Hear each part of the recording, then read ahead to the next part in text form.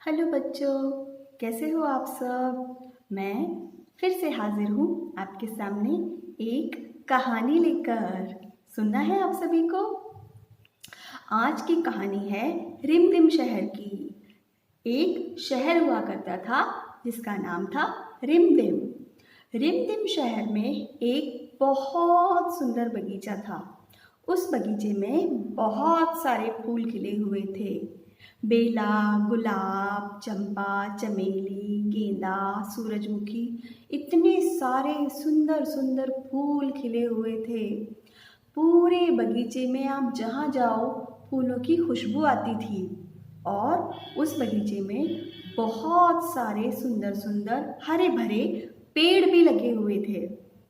जब हम किसी बगीचे में जाते हैं तो हमें कितना अच्छा लगता है ना। नरम नरम घास हमारे पैरों के नीचे रहती है, ठंडी ठंडी हवा बहती रहती है, कितना अच्छा लगता है हमें। तो उस बगीचे में लोग उन खूबसूरत फूलों को देखने के लिए आते थे और बहुत तारीफ करते थे। उन फूलों के झुंड के बीच में एक कैक्टस का पौधा भी था, बिल्कुल बीचों बीच लगा हुआ, एकदम हरा, कंच हरा। और उसमें बहुत गहरे गहरे हरे रंग के कांटे भी थे।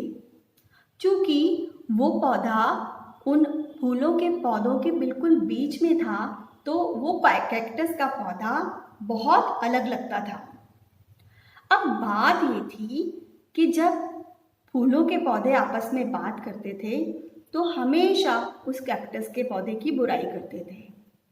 गुलाब जो था, गुलाब का पौधा एकदम लाल सुर्ख गुलाब थे उसके, बहुत सुंदर खुशबू आती थी उनमें से। उसे इस बात का बड़ा घमंड था तो वो सबसे ज़्यादा नफरत करता था कैक्टस से। वो हमेशा कहता था, इस कैक्टस के पौधे को माली बाबा किसी दिन उखाड़ कर क्यों नहीं फेंक देते। कितना बदसूरत है ये, कितना बुरा लगता है। इसको तो यहाँ से उखाड़ कर फेंक देना चाहिए। देखना, अगली बार जब माली बाबा आएंगे तो मैं उनसे कहूँगा कि इसे यहाँ से ले जाएं। वहीं पर एक पौधा सूरजमुखी का भी था। सूरजमुखी बिल्कुल भी बुराई नहीं करता था कैक्टस की। उसने गुलाब को समझाया, नहीं नहीं, ऐसा नहीं है। हम सभी की अपनी अपनी अच्छाई है।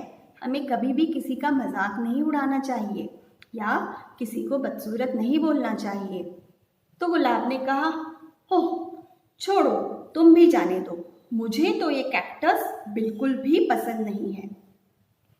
ऐसे बहुत दिन निकलते गए और कैक्टस की बुराई गुलाब करता रहा। सूरजमुखी गुलाब को समझाता रहा और बेचारा कैक्टस, वो तो अपनी बुराई सुनकर चुपचाप रोता रहता। अब क्या हुआ, रिमझिम शहर में बारिश के मौसम में बिल्कुल भी बारिश नहीं हुई और बारिश नहीं होने के कारण सारे नदी नाले सूख गए और लोगों ने रोजगार की तलाश में दूसरी जगह जाना शुरू कर दिया। यहाँ पर भी माली बाबा ने जितनी कोशिश कर सकते थे उन्होंने यहाँ वहाँ से पानी लाकर पौधों को पानी पिलाया, पेड़ों को पानी पिलाया, लेकिन कुछ दिनों के बाद वो पानी मिलना भी बंद हो गया। और कुछ दिनों के बाद माली बाबा को काम की तलाश में दूसरे शहर जाना पड़ा। जाते जाते माली बाबा बहुत दुखी हुए। उन्होंने कहा, मेरे सारे पौधे, मेरे सारे फूल पानी के बिना ऐसे ही मर जाएंगे, पता नहीं अब क्या होगा। और वो चले गए। कुछ दिन तो ऐसे ही बीत गए और धीरे धीरे करके सच में उस बगीचे के पेड़ पौधे बिना पानी के प्यास से मरने लगे। एक दिन क्या हुआ, सब पौधों ने कहा, अरे ऐसे तो हम लोग बिना पानी के मर जाएंगे। देखो हमारे कितने साथी मर गए हैं, सूख गए हैं बिना पानी के। अब क्या होगा, कुछ समझ में नहीं आता। इतने में कैक्टस ने कहा, देखो मेरे कांटों में बहुत पानी है, इसीलिए तो मैं रेगिस्तान में भी जिंदा रह सकता हूँ। तुम सब एक काम करो, मेरे पास आओ और मेरे कांटों से पानी पी लो, इससे तुम्हें थोड़ी सी राहत मिलेगी। सारे फूलों वाले पौधे एक एक करके कैक्टस के पास आए और उन्होंने उसके कांटों से अपनी प्यास बुझाई। अब वो खिलखिला रहे थे, अब वो लहलहा रहे थे, अब उन्हें अच्छा लग रहा था। ऐसे ही समय बीतता गया और एक दिन क्या हुआ, आसमान में घने घने काले बादल छाए और घनघोर बारिश हुई। इतनी बारिश हुई, इतनी बारिश हुई कि सारे नदी नाले भर गए और सारे पौधे और पेड़ जो बगीचे में थे सब खुशी खुशी लहलहाने लगे, नाचने लगे, गाने लगे कि देखो बारिश आ गई, और सब जी उठे। ऐसे ही कुछ दिनों के बाद माली बाबा बगीचे में वापस आए और उन्होंने देखा तो सारे पौधे इतने सुंदर, इतने स्वस्थ लहलहा रहे थे। माली बाबा ने कहा, मैंने तो सोचा था कि मेरे सारे फूल पौधे बिना पानी के अब तक मर गए होंगे, लेकिन आप सब तो इतने अच्छे से हो, क्या हुआ ऐसा? तो सूरजमुखी ने कहा, माली बाबा, हम सबको जिंदा आपको पता है किसने रखा है? इस कैक्टस ने। ये हमारा सबसे अच्छा दोस्त बना। इसने हमें अपने कांटों से पानी पिलाया जब हम प्यास से मर रहे थे। माली बाबा ने कहा, अरे वाह कैक्टस बेटा, तुमने सबका इतना भला किया।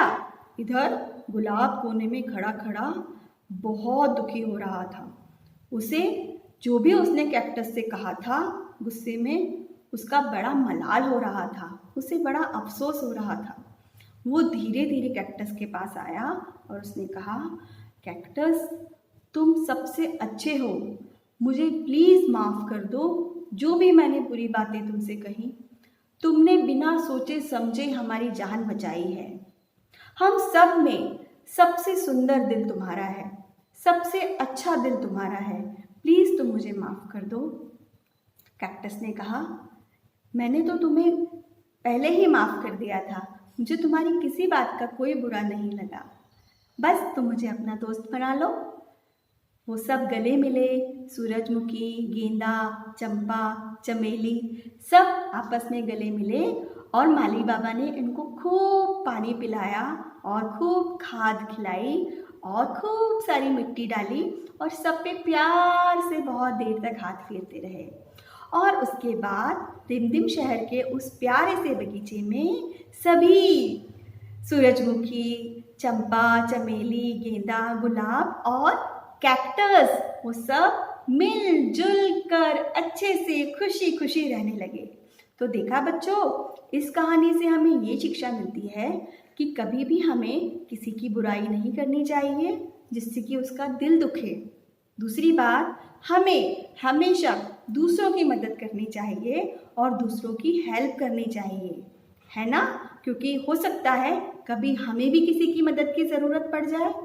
ठीक है, अच्छी लगी कहानी? Okay, bye.